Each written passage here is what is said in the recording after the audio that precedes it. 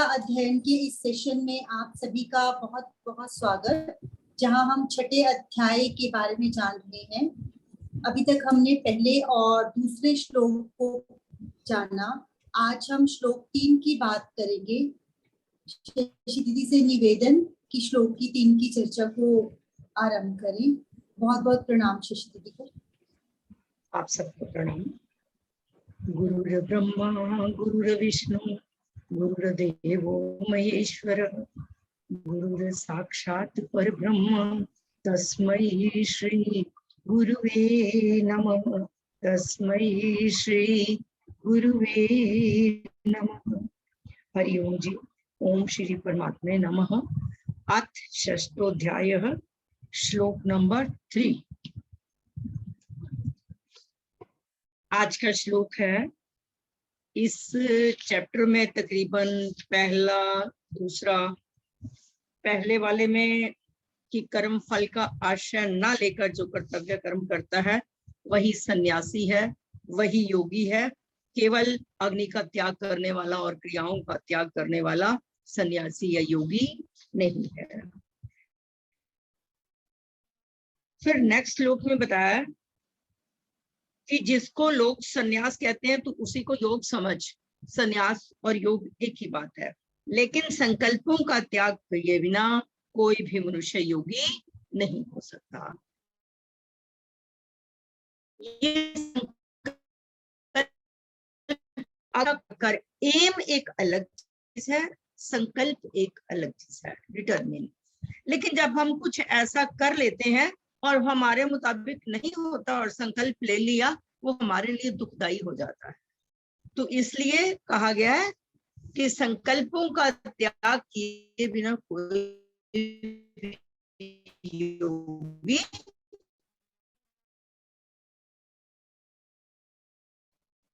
नहीं। योगम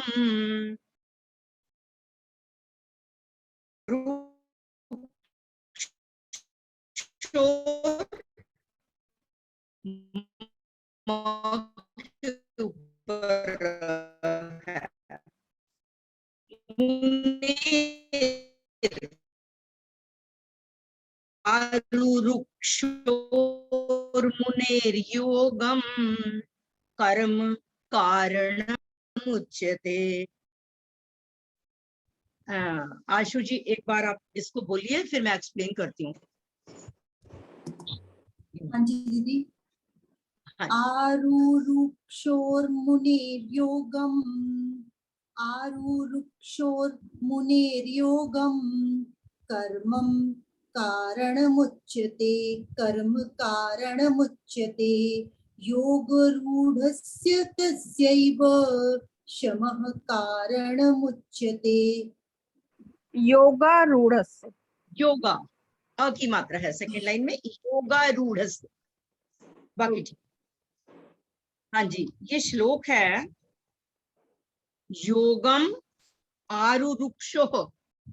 योगम का मतलब जो योग में अर्थात समत्व योग में, आरुरुक्ष आरूढ़ होना चाहता है। जो समत्व योग में आरूढ़ होना चाहता है। हमारा दूसरे अध्याय से समत्व योग चल रहा है और तकरीबन हर चैप्टर में बात यही आती है मैक्सिमम। जो समत्व योग में आरूढ़ होना चाहता है, मुनेः कर्म कारणम उच्यते। ऐसे मननशील योगी के लिए कर्तव्य कर्म करना कारण कहा गया है। मतलब कि जो योगारूढ़ होना चाहता है, अभी हुआ नहीं है, निष्काम भाव से कर्म करना उसका कर्तव्य कर्म है। कि जो समत्व योग में आरूढ़ होना चाहता है, कि ऐसे मननशील योगी के लिए कर्तव्य कर्म करना कारण कहा गया है। मतलब कि योगारूढ़ होने के लिए अगर हमने समत्व के योग में आना है तो निष्काम भाव से कर्म करना है। कर्मण्येव अधिकारस्ते मा फलेषु कदाचन, बस इतना भाव होना चाहिए। आगे है तस्य एव योगारूढ़स्य, और उसी योगारूढ़ मनुष्य का, जो योग में आरूढ़ हो चुका है, जो समत्व में आ चुका है, उस मनुष्य का शमः कारणम उच्यते, शांति ही कारण कहा गया। इसका मतलब क्या है? परमात्मा प्राप्ति में, कि जो योगारूढ़ हो गया उसको शांति प्राप्त हो गई, क्योंकि जब हम समत्व में जिएंगे तो प्रसन्नता, आनंद से हमारा जीवन व्यतीत होगा। जब हमारी शांति प्राप्त हो जाती है हमें, तो ये परमात्मा प्राप्ति का कारण है, ये शांति। फिर हम प्रत्येक व्यक्ति में उस परमात्मा तत्व को रियलाइज करते हैं। फिर मन में ऐसा भाव हर समय लगता है, वासुदेव हर सर्वम, इस संसार की कोई भी चीज उस परमात्मा से रहित नहीं है। जब वो परमात्मा से रहित है, उसमें विकृति है। जैसे ये शरीर हमारा अगर चेतन तत्व नहीं है, तो वो उसमें विकृति आने लग जाती है। विकृति क्या आने लग जाती है? दुर्गंध आने लग जाएगी, उसको रख नहीं सकते हम। केवल उतनी देर ही ये हो सकता है, ये शरीर चलता फिरता और ठीक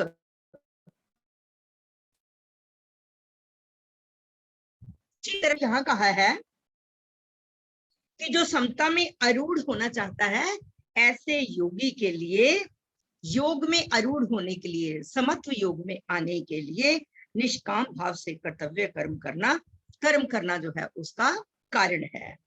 और फिर कहा है कि करने का वेग मिटाने में प्राप्त कर्तव्य कर्म करना हमारा कारण है। क्योंकि कोई भी व्यक्ति जो जन्मा है, पला है या जीवित है, उसका जीवन दूसरों पर निर्धारित है। कैसे? हम एक किसी चीज को भी ले लो, चाहे आप किसी फर्नीचर को ले लो, चाहे आप खाना आप चपाती को ही ले लो। जिस चपाती को हम खाते हैं, सबसे पहले मिट्टी का प्रयोग हुआ, किसान ने मिट्टी में बीज डाला, फिर वो बीज अंकुर बन गया और पूरी तरह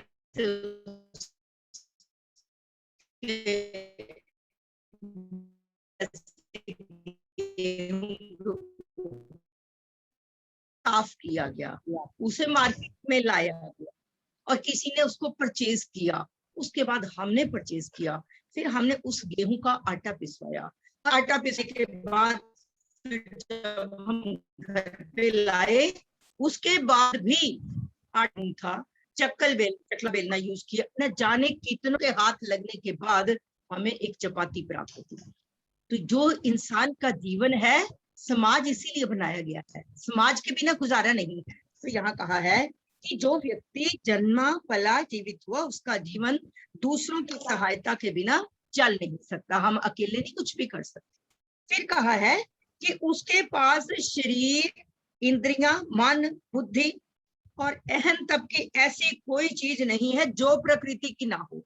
ये सब जो हमारा ये ज्ञान इंद्रियां, कर्म इंद्रियां, प्राण, ये सब कुछ प्रकृति के हैं। सिर्फ चेतन तत्व परमात्मा का है और प्रकृति भी परमात्मा की है, तो सारा कुछ ही परमात्मा का है। इसलिए जब तक इन प्राकृत चीजों को, इन प्राकृत चीजों में क्या आ जाती हैं?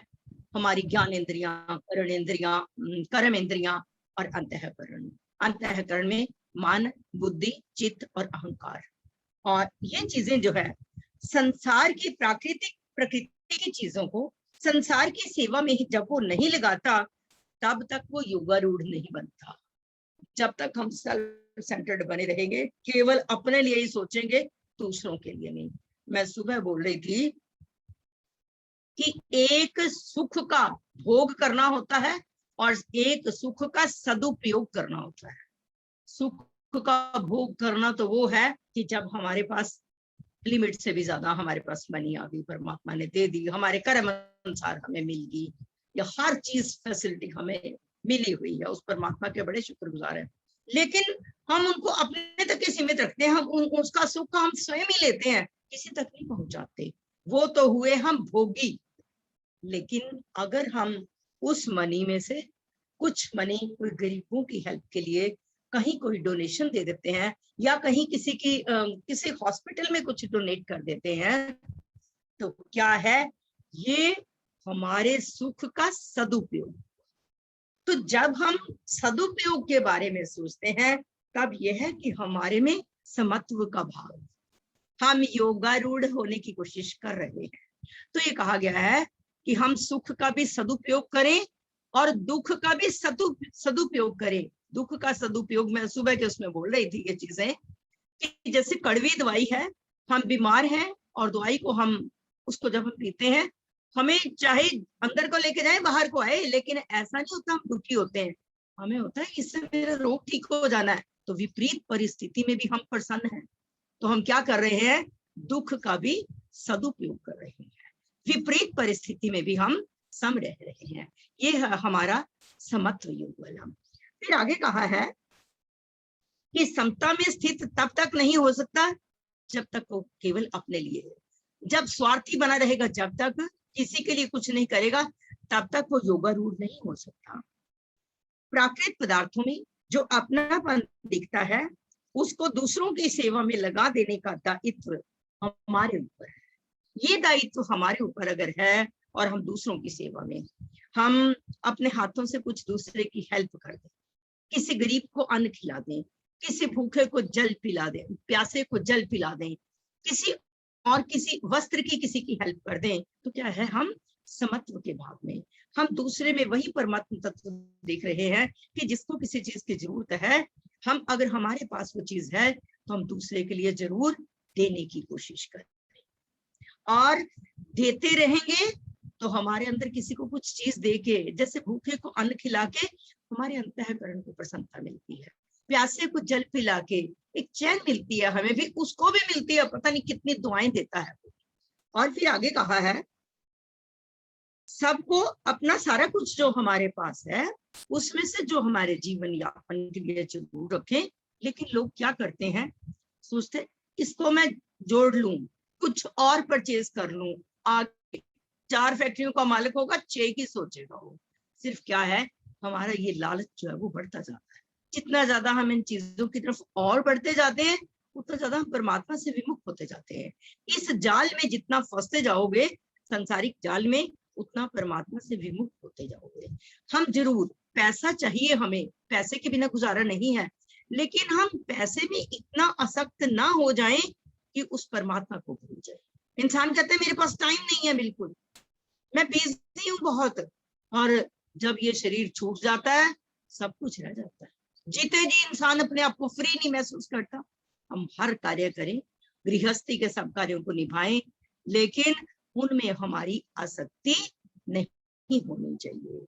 और आगे कहा है, संपूर्ण क्रियाओं का प्रवाह जब हम दूसरों के लिए करेंगे, संसार की तरफ सेवा कैसे, तो सेवा के लिए अपना समय गुजारेंगे, हमारे सारे बन जाए, हमारे सारे कर्म अकर्म बन, सब आने लगता है, हमारे कर्म अकर्म बन जाते हैं, हम यज्ञ रूपी कार्य करते हैं, हमारे अंदर परम शांति स्थापित होने लगती है। इसमें कहा गया है, एक श्लोक में है, गत संगस्य मुक्तस्य ज्ञानावस्थित चेतसः यज्ञयाचरतः कर्म समग्रम प्रविलीयते। इसके बीच में ये कहा गया है, जहां कि जिसकी आसक्ति सर्वथा मिट गई है, यह है 5वें अध्याय का 23वां श्लोक, जिसकी आसक्ति सर्वथा मिट गई है और जो देह अभिमान और ममता से रहित हो गया है और जिसकी निरंतर परमात्मा में स्थिति बनी रहती है, ऐसे यज्ञ संपदा के लिए कर्म करने वाले मनुष्य के संपूर्ण कर्म जो है वो विलीन हो जाते हैं, उसके कर्म जो है वो अकर्म बन जाते हैं। और फिर एक और श्लोक में बताया है, यहाँ पर 3रे अध्याय का श्लोक है, 3रे अध्याय में ये श्लोक है, यज्ञार्थात् कर्मणोन्यत्र लोकोयम कर्म बंधनः तदर्थम कर्म कौन्तेय मुक्त संगः समाचर। कि यज्ञ के निमित्त किए जाने वाले कर्मों से अतिरिक्त, यज्ञ के निमित्त किए जाने वाले कर्मों से अतिरिक्त का मतलब है कि जिसमें सर्वे भवन्तु सुखिनो का भाव, सर्वे भवन्तु सुखिनः ये भाव हो, इस तरह से जो कर्म किए जाने वाले हैं, उसके अलावा और कोई कर्म अगर कोई करता है जिसमें केवल अपना ही फायदा सोचता है, वो बंधन में बंधता है। इसलिए भगवान अर्जुन से कहते हैं कि तू आसक्ति से रहित हो जा, तू जितने कर्म करता है तेरे कर्म अकर्म बन जाए, यज्ञ रूप बन जाए, ताकि तेरे अंदर पूरी तरह से समत्व की भावना जो है वो बैठ जाए, समत्व में होकर तू अपना जीवन व्यतीत करे। और आगे कहा है, योगारूढ़ होने में कर्म ही कारण है। जब हम निष्काम भाव से कर्म करते जाते हैं तो हम योगारूढ़ हो जाते हैं। और फिर कहा है कि असत्य के साथ संबंध जब हम रखते हैं, इस संसार के साथ जब हम संबंध रखते हैं, रखने से अशांति पैदा हो जाती है। क्यों?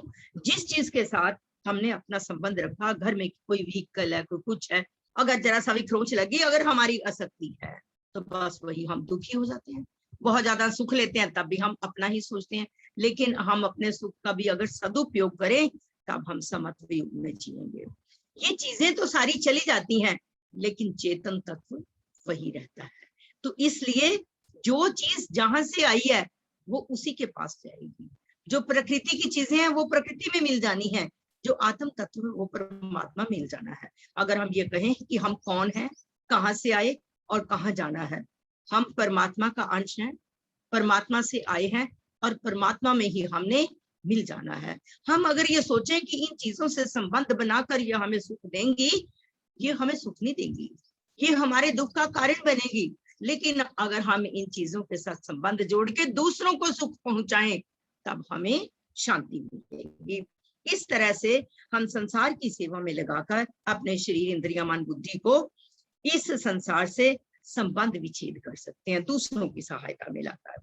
फिर कहा है कि जो जब हमारे अंदर वो शांति आ जाती है, उस शांति आने से राग नहीं रहेगा और उससे हम सुख नहीं लेंगे, हम दूसरों को सुखी करेंगे, हम सुख का सदुपयोग करेंगे। वह शांति जो हमारे अंदर आएगी वो परमात्मा तत्व में हमारे लिए सहायक बनेगी कि हर चीज में हम परमात्मा को रियलाइज करेंगे, इसके लिए हमारा वो कारण बनेगी। फिर कहा है, योगारूढ़ की इच्छा वाले साधक के लिए योगारूढ़ होने में निष्काम भाव से कर्म करना ही कारण है। और उससे जब हम योगारूढ़ हो जाते हैं, उससे जो हमें शांति प्राप्त होती है वो हमारा परमात्मा प्राप्ति में कारण है। इसी श्लोक को इसी शांति के वर्ड को दूसरे अध्याय का शायद 65वां या 64वां श्लोक है, प्रसादे सर्व दुखा नाम हानि रस्य उपजायते प्रसन्न चेतसो ह्याशु बुद्धि ही पर्यवतिष्ठते। यहाँ पर प्रसाद शांति से ही मतलब है कि प्रसन्नता से सभी दुखों का नाश हो जाता है और प्रसन्न चेतसो ह्याशु, जो व्यक्ति प्रसन्न रहता है उसकी बुद्धि स्थिर हो जाती है और वह समत्व योग में अपना जीवन व्यतीत करने लगता है। फिर कहा है कि विवेक पूर्वक कर्म करने से कर्मों का राग मिटता है और कर्मों का राग मिटाने की शक्ति कर्म में नहीं है, विवेक में है। हमारे में अगर ज्ञान है, निष्काम भाव से अगर कर्म करेंगे तो हमारा जो राग और द्वेष है वो मिट जाएगा और हमारा जीवन समत्व में हो जाएगा। जैसे जैसे ये राग द्वेष मिटते जाते हैं उस हिसाब से काम, क्रोध, लोभ, मोह, अहंकार, इन चीजों की मात्रा भी अपने आप ही कम होने लगती है और इंसान पूरी तरह से परमात्मा प्राप्ति को महसूस करने लगता है, रियलाइज करने लगता है। इस चीज को हम डायरेक्ट नहीं देख सकते, लेकिन इसको रियलाइज कर सकते हैं। जब एक व्यक्ति से सभी के दूसरों के सुख के लिए कार्य किए जा रहे हैं, इट मीन्स वो समत्व में है, वो योगारूढ़ है, वो परमात्मा प्राप्ति तक वो पहुंच चुका है। और जब उसकी शांति, नैष्ठिक शांति आ जाती है तो उसे परमात्मा प्राप्ति भी हो जाती है। अब कहा है कि जो भोगी है वो कर्म करता है और जो कर्म योगी है वो भी कर्म करता है, लेकिन भोगी के और कर्म योगी के दोनों के उद्देश्य में अंतर है। जो भोगी है अपने स्वार्थ के लिए और जो कर्म योगी है वो दूसरों की सेवा के लिए। इन दोनों में भोगी अपने लिए कर्म करता है और कर्मयोगी दूसरों के लिए कर्म करता है। और जो भोगी है वो आसक्ति सहित कार्य को करता है और जो कर्मयोगी है वो आसक्ति रहित होकर करता है। जो कर्मयोगी है वो पूरी तरह से योग में स्थित हो जाता है, योगारूढ़ हो जाता है और योगारूढ़ प्राप्त हो जाने पर उसे शांति प्राप्त होती है जो परमात्मा प्राप्ति में सहायक है। 12वें अध्याय में एक श्लोक है, श्रेयो हि ज्ञानम अभ्यासात् ज्ञानात् ध्यानम विशिष्यते ध्यानात् कर्म फल त्यागात् शांति रणंतरम। सिर्फ मेन हमारा यहाँ से मतलब है त्यागा शांतिरनंतरम, त्याग से शांति की प्राप्ति होती है। तो हमारे अंदर त्याग की भावना बने, हम समत्व योग में जीवन जिए और काम क्रोध लोभ मोह अहंकार से ऊपर उठ के अपना जीवन जिए और संकल्पों को त्यागने की कोशिश करें ताकि हम योगारूढ़ बन सके और परमात्मा प्राप्ति कर सके। आज किसी का कोई क्वेश्चन हो? नहीं तो बोलो। जी किसी का कोई क्वेश्चन है तो जरूर पूछिए, या कोई डाउट हो तो प्लीज। क्लियर करना है तो बोल सकता है कोई भी। किसी के आज मैं भी क्वेश्चन हम आपको कोई सरप्राइज देंगे, आज हो सकता है हम आपको थोड़ी देर बाद, तो अगर क्वेश्चन पूछना है तो भी पूछ लें। इसमें कारण शब्द किसको, हाँ मतलब कारण शब्द, हाँ, ये जो कहा गया है कि जो योगारूढ़ होना चाहता है, समत्व में जीना चाहता है, उसके लिए कर्म ही कारण है।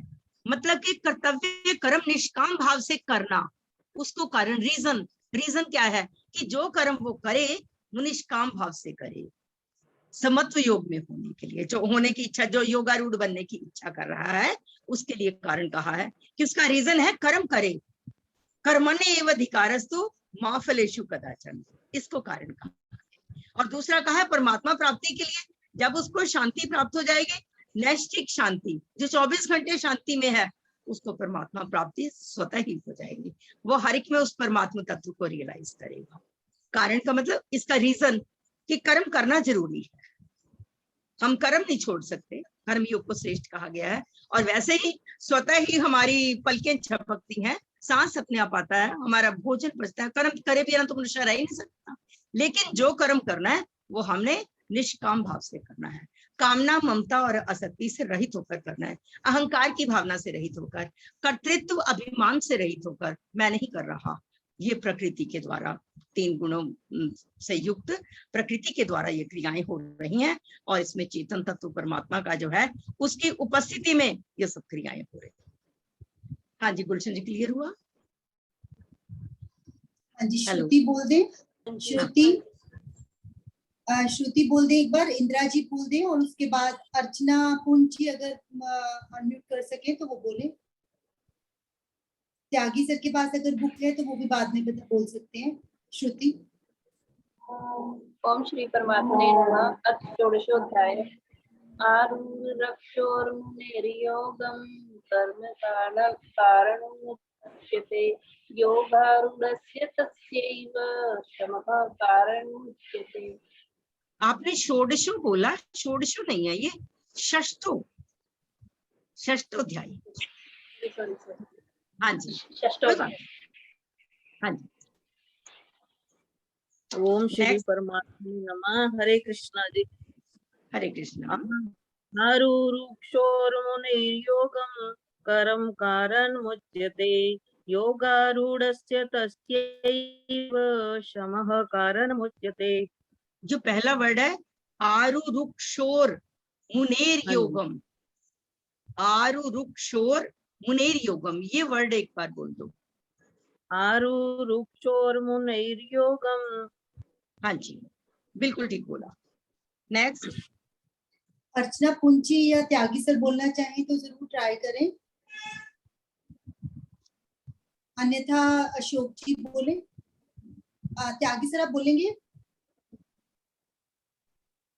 आवाज नहीं आ रही त्यागी सर, आपकी आवाज नहीं आ रही है। नहीं, आपकी आवाज नहीं आ रही सर आज। अशोक वीर जी बोल दें। हरिओम जी।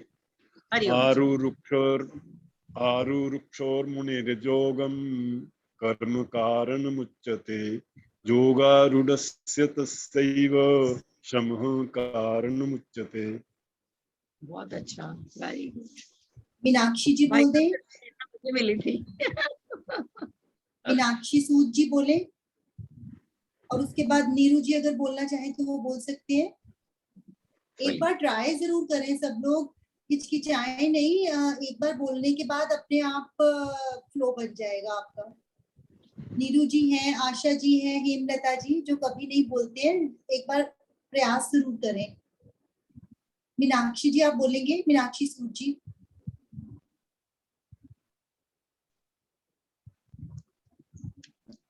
जो बोल सकते हैं पहले उनसे बुलवा दो, हो सकता है कोई दिक्कत ठीक है, हो रही है। ठीक है। दीपा जी बोल दें। हाँ।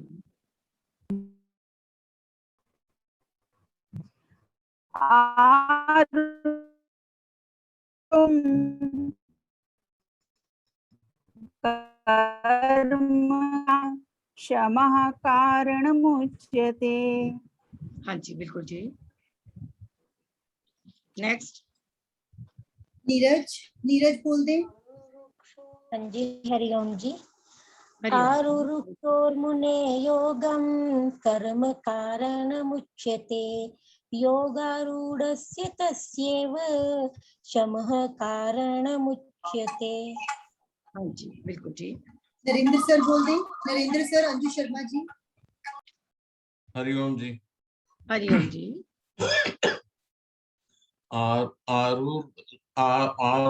आरुरुक्षोर्मुनेर् योगं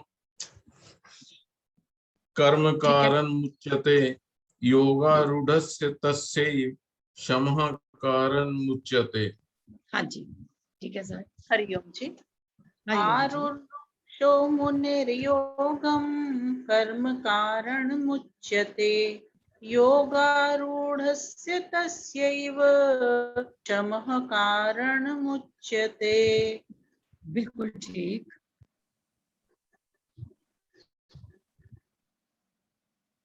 हाँ जी आशु जी। कुसुम हांडा जी प्रयास करें। हाँ जी।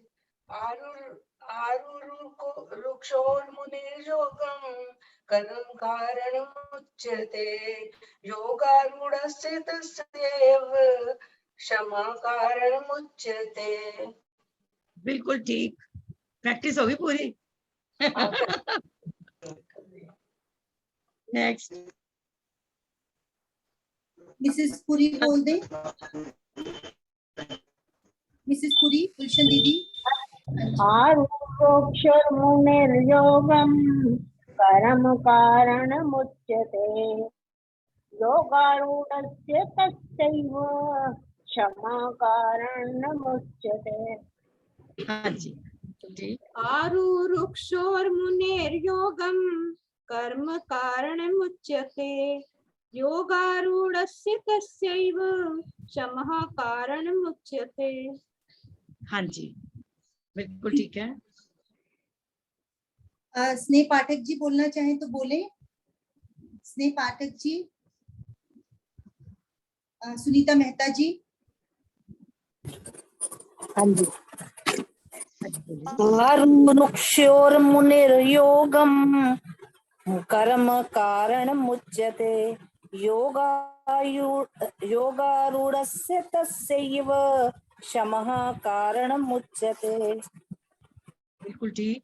हरिओम जी, मैं बोल रही हूँ स्नेह। हरिओम जी बोलिए। आरूर आरूरुक्षोर्मुनियोगं कर्म कारणमुच्यते, योगारूढस्य तस्यैव शमः कारणमुच्यते। हाँ जी बिल्कुल ठीक। इसी के साथ हम इस सेशन को यहीं पर विराम देंगे और एक बार ओम के साथ अगले सेशन की ओर बढ़ेंगे। आप सभी का बहुत बहुत धन्यवाद।